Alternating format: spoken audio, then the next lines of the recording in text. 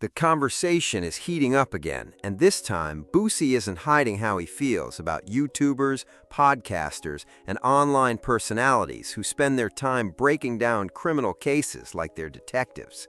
If you know anything about Boosie, then you already know he was raised with a strict street mentality where the no snitching code isn't just talk, it's a lifestyle that people are expected to live by. In his world, if you cooperate with law enforcement or even stay close to someone with that kind of reputation, don't be shocked if he distances himself from you without a second thought. We've already seen him take a similar stance with Kodak Black after the rapper collaborated with 6ix9ine, and ever since then, Boosie has appeared to view that situation very differently. So now picture Boosie watching creators publicly upload videos and sit on podcasts discussing who allegedly committed crimes, what supposedly happened, and even where it all went down, because from his perspective, that's crossing a line many people never would have imagined crossing. You can almost understand why someone with his background would be asking, how did we even get here? Years ago, identifying someone involved in a crime or giving information that could help authorities was considered one of the fastest ways to lose respect. Nobody wanted the reputation of being labeled a snitch because that stigma could follow you everywhere. Even something as subtle as dry snitching was treated as completely unacceptable in that culture. Of course, people always bring up difficult hypothetical situations by asking, what if someone murdered your mother and you knew exactly who was responsible? Would you go to the police or would you stay silent? Then the question becomes even more personal when they ask, what if it was your own son who was killed and you knew exactly who pulled the trigger? Would you report it or would you handle it yourself? Those kinds of scenarios make the conversation far more complicated. But when it comes strictly to hip-hop and long-standing street codes, snitching, and even dry snitching, has almost always been treated as one of the biggest violations imaginable. And that brings us to the latest controversy grabbing everyone's attention, involving YG and the late Drakeo the Ruler. Reports claim that just 2 weeks before his versus battle with the Game, YG was detained and questioned by investigators. Since then, several well-known content creators have publicly pointed fingers in YG's direction, with names like Wack 100, Poetik Flakko, and Flakko now sitting right at the center of the conversation. YG's RICO for the murder of Drakeo the Ruler starts tomorrow. Here's why something very important is happening tomorrow that's gonna cause a domino effect that I believe will ultimately seal the fate for YG. Now, shifting back to hip-hop, the newest controversy making waves centers around YG and the late Drake the Ruler, and trust me, this story has a lot of people talking. Reports claim that just 2 weeks before his planned versus battle with the Game, YG was reportedly detained and questioned by law enforcement, immediately fueling speculation across social media. Ever since that news surfaced, multiple content creators have publicly suggested that YG deserves a closer look, with names like Wack 100, Poetik Flakko, and Trap Lore Ross all becoming part of the conversation as they shared their own opinions and theories. Big problem on his hand, and the internet is now unraveling the true reasons for his beef with Drakeo the Ruler, and it is unfortunately much more complicated than you possibly could have imagined. Just a few days ago, Wack 100 stopped by Adam 22's podcast and made a statement that immediately got people paying attention because of how serious it was. During the conversation, Wack claimed he believes YG could eventually end up facing charges related to the killing of Drakeo the Ruler, a prediction that has since sparked major debate across the hip-hop community. I think there will come a day where YG will be charged. Really? And I'm gonna tell you why. Whether the truth or a lie, when you got that many people around, that many people possibly involved, a nigga will catch a case way over there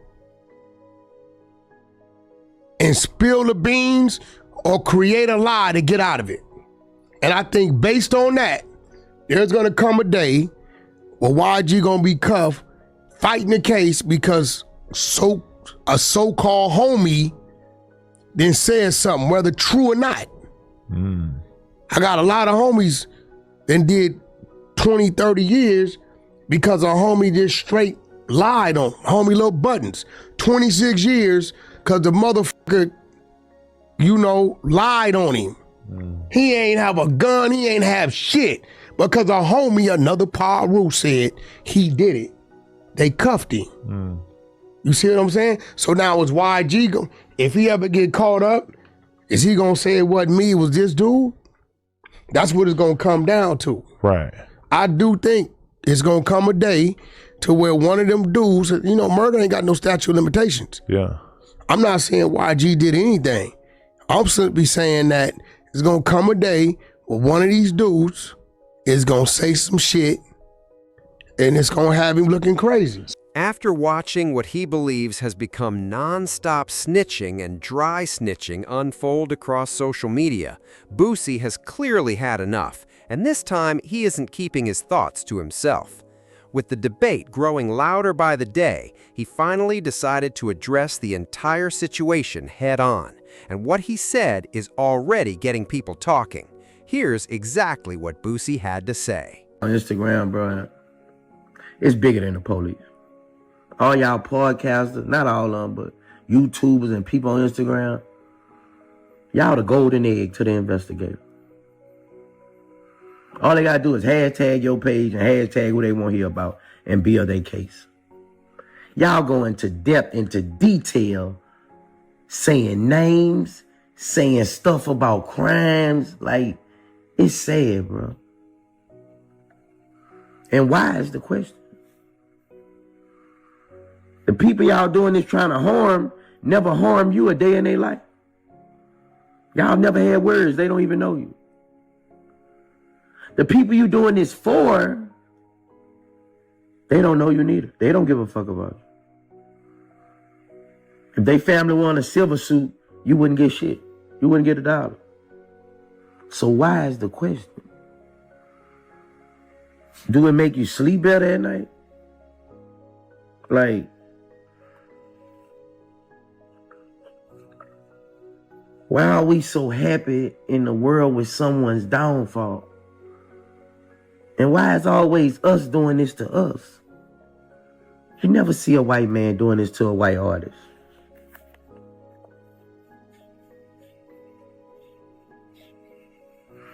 Why is you trying to solve a crime on the internet? If they didn't have social media, it seemed like that would be our job. I mean, go get a job as a detective. They're hiring. You just getting it out. These niggas just getting it out.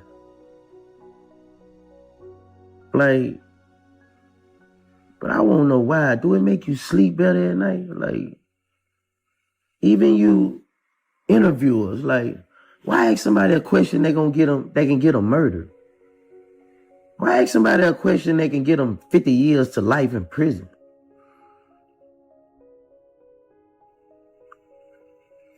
Give me a Ricky Smiley interview, bro. Like, this shit bigger than the police. This shit is bigger than the police. Police could be looking way in somewhere else. Y'all gonna put them right there.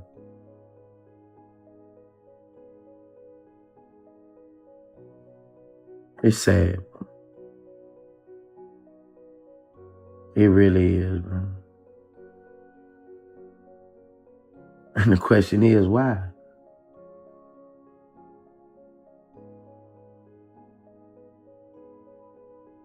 Nobody from both sides know you. The reality is, whether Boosie likes it or not, this may be the direction the culture is heading, and the biggest reason is surprisingly simple: money. Many YouTubers, podcasters, and online creators are earning huge audiences and substantial income by covering criminal cases, analyzing investigations, and turning breaking stories into content. And that's the business driving it all. At the end of the day, financial incentives are hard to ignore, so as long as the views keep climbing and the revenue keeps flowing, there's little reason for creators to walk away from a formula that works. In my opinion, unless new laws or successful legal challenges significantly change what's allowed online, this style of content isn't disappearing anytime soon because people still have broad freedom to discuss public events and ongoing stories. So don't be surprised if crime-focused content becomes even more common as creators continue chasing the next viral headline. And if you're someone with ties to the streets, a celebrity, a rapper, or anyone living in the public eye, it's probably wiser than ever to avoid putting yourself anywhere near illegal activity because every move is being watched. That's exactly why I've always said people around YG and others in similar positions should be extremely careful about the company they keep, because once your name enters a public investigation, the internet can amplify speculation long before all the facts are known.